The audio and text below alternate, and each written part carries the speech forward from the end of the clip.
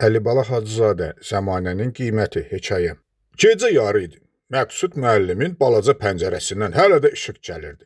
O küncdə qoyulmuş girdəmizin arxasında oturmuşdu. Sol əlini gicgahına dayayıb, sağ əlində tutduğu qələmi asta-asta şagirdlərin yazıları üzərində gəzdirir, ara bir düzəlişlər edir, sürüşüb burnunun ucuna düşən eynəyini düzəldir, yenə oxuyurdu.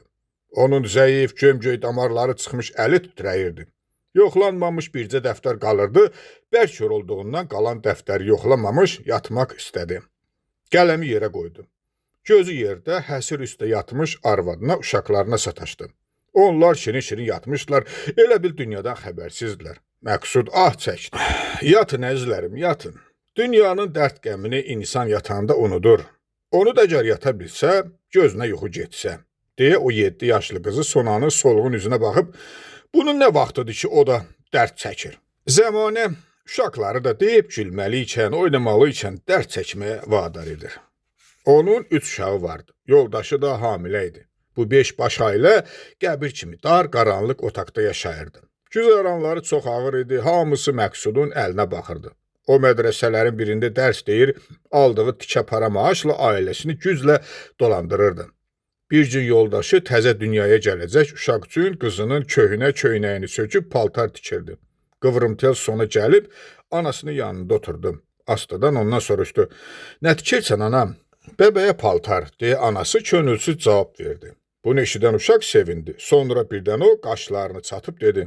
Ana, bəs bəbə harada yatacaq? Evimizdəki yer yoxdur. Anası əlini saxlayıb heyrətlə qızının üzünə baxdım. Qucağımda yatar quzum, dedi. Və onda qardaş harda yatar, deyə sonra o tərəfdə oynayan, öz-özünə nə isə danışan balaca qardaşını göstərdi. Anası qızın sualına cavab verə bilmədi, onun ağıllı, qayğılı gözlərinə baxıb, başını sığalladı. İndi həmin söhbət oturub dəftər yoxlayan Məqsud müəllimi yadına düşdü. Qanı o vaxtki kimi bərk qaraldı, öz həyatının bütün ağırlıqları, əzabları, əziyyətləri bir yerə yığılıb ürəyini məngənə kimi sıxmağa başladı. Dünya ona qaranlıq göründü. Bu nə yaşayış, bu nə dolanacaq? İnsan heyvan kimi də yaşaya bilmir. Heyvanın dərdini heç olmasa insan çəkir. Onun yemini yerini verir.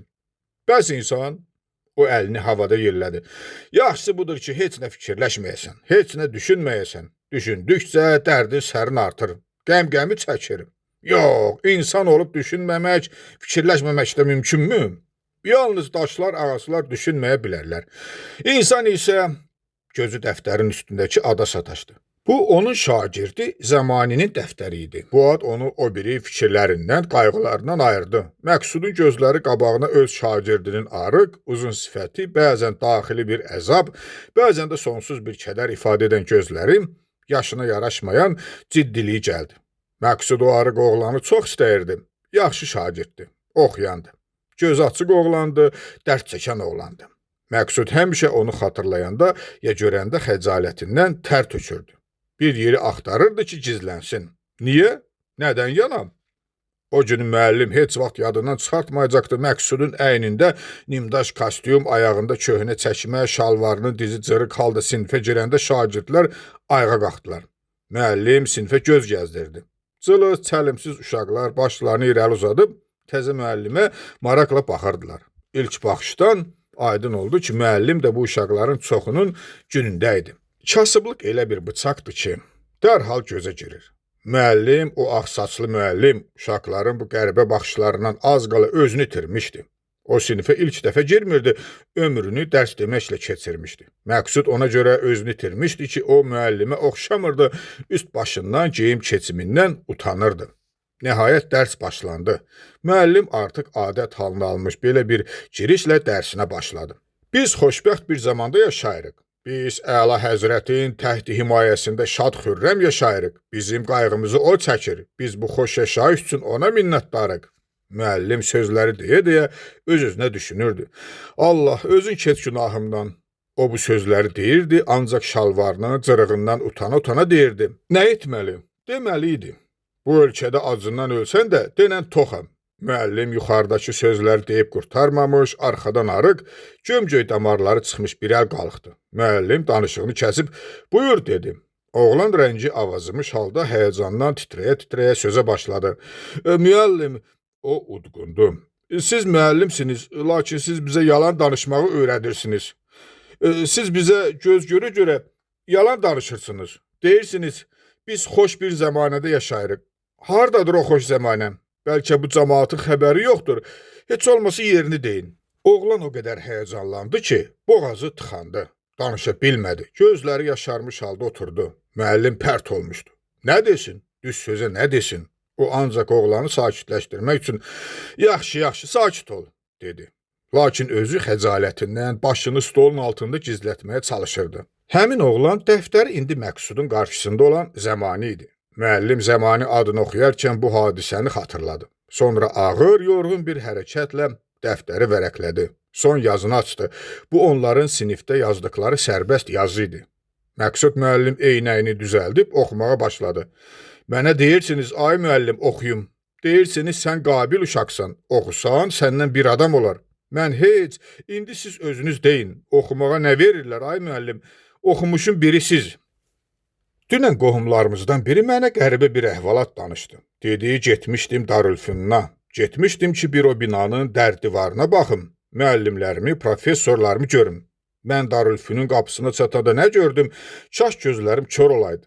Biz oxuyanda Darülfünün qoca bir qapıçısı vardı. O kənar adamları içəri buraxmaz. Vaxtlı-vaxtında zəngi çalardı. İndi gedəndə mən o qocanı orada görmədim. Onun yerində kimi görsəm yaxşıdır? Öz keçmiş müəllimimi.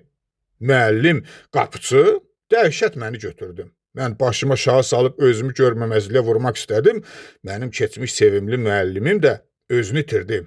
Üzünü yana çevirməyə çalışdı, lakin çaşdıq, rastlaşdıq. Mən müəllimimlə səmimi görüşdüm, kefini soruşdum. Nə deyəcəkdi? Vəziyyətini ağlaya-ağlaya danışdım.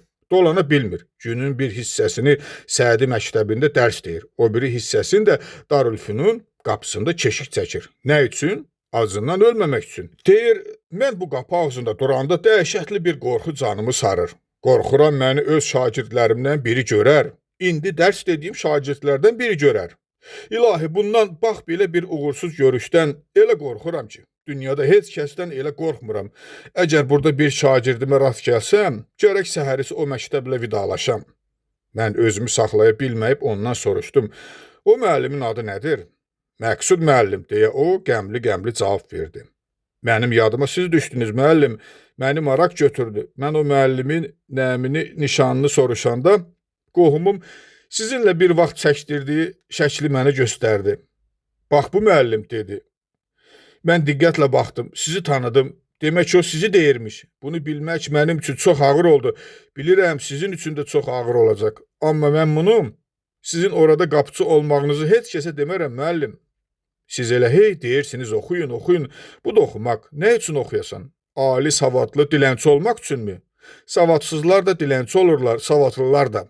Savadsız dilənçi olmaq daha yaxşı deyilmi? Bir sözlə oxumuram, ay müəllim. Oxumuram.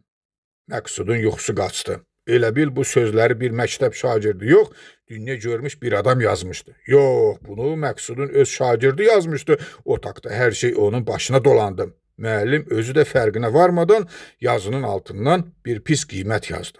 Öz şagirdi bu ara sanki gəlib onun qabağında dayandı. Əvvəl dəftərə, yazının altındakı qiymətə, sonra da müəllimin qan sağılmış gözünə, tutqun üzünə baxdı və dedi. Mənə pis qiymət verirsən ya zəmanəyə, müəllim?